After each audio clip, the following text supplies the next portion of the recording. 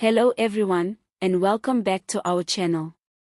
Today, we're diving deep into a story that has stirred quite a bit of debate across South Africa. The African National Congress Secretary-General, Fikile Mbalula, has once again made headlines, but this time, it's not for a dramatic dance move or a fiery speech at a rally.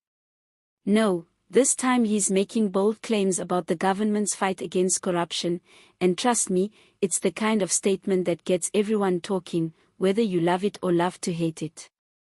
So here's the headline: Mbalula says the South African government is making significant strides in tackling corruption. And he's not talking in whispers or vague promises. He claims billions of rands have already been recovered, numerous assets have been frozen, and state institutions are now stronger, sharper, and ready to take on criminal networks head-on.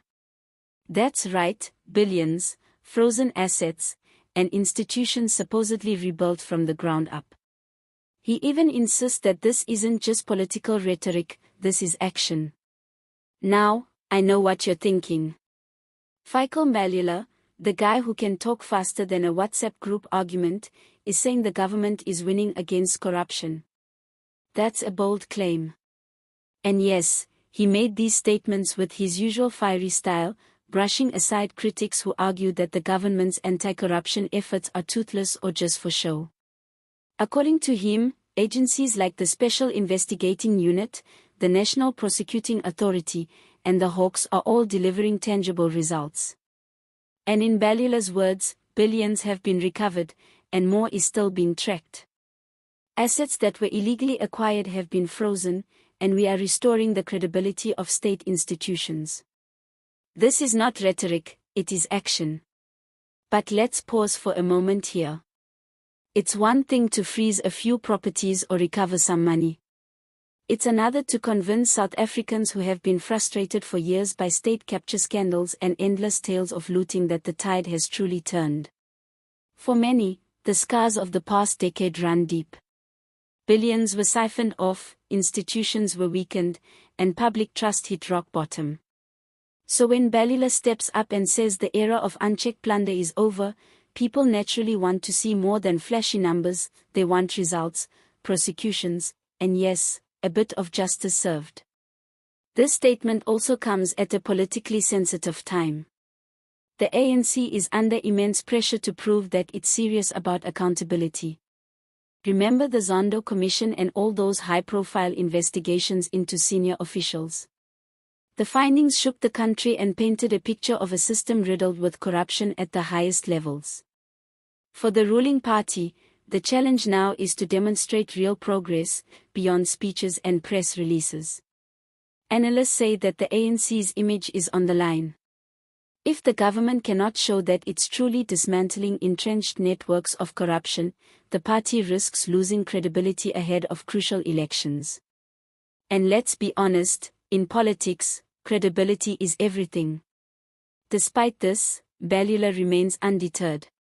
He's doubling down, insisting that the government is no longer a passive observer. According to him, the state is acting decisively. The results, he says, speak for themselves. And perhaps he's right. There have been reports of billions recovered and assets frozen. But, and there's always a but, high-profile convictions remain scarce.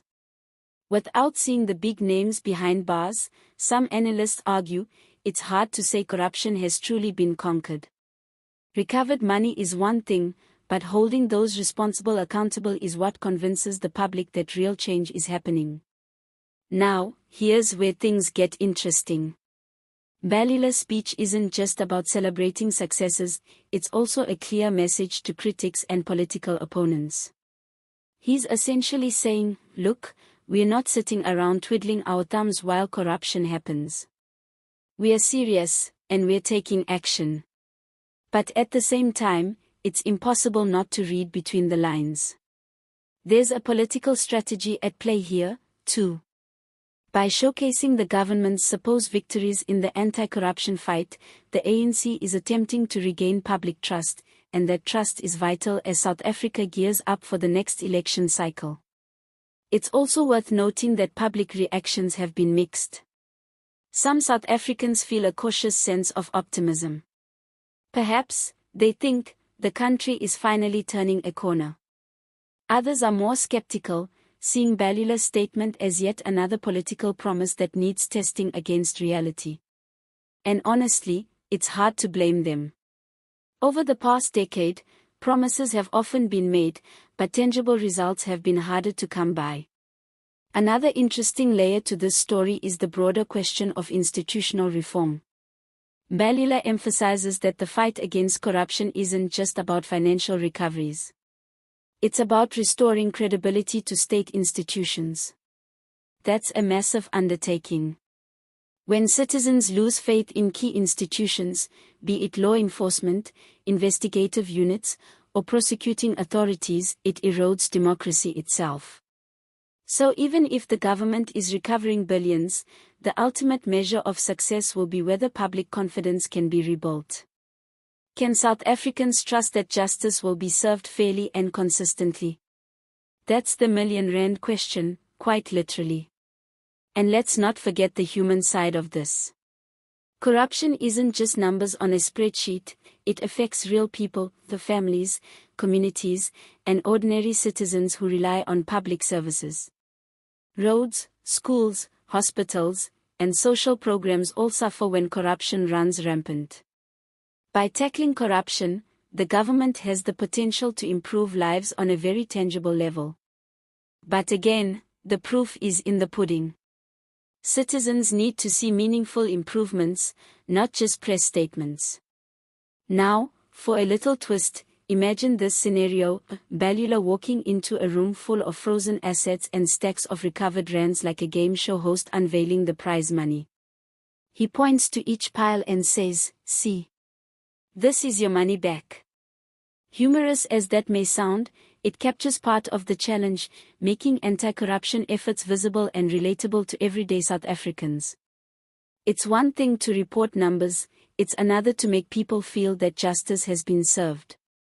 In conclusion, Mbalula's bold assurances are both a challenge and an opportunity. The challenge lies in converting financial recoveries and frozen assets into lasting accountability. The opportunity lies in demonstrating to the nation that the era of unchecked corruption is truly ending. For the ANC, the stakes are high.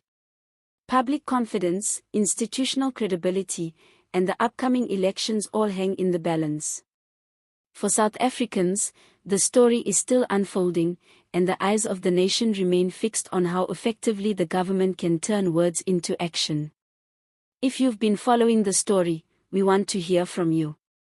Do you believe the government is truly making progress against corruption, or is this just another political narrative?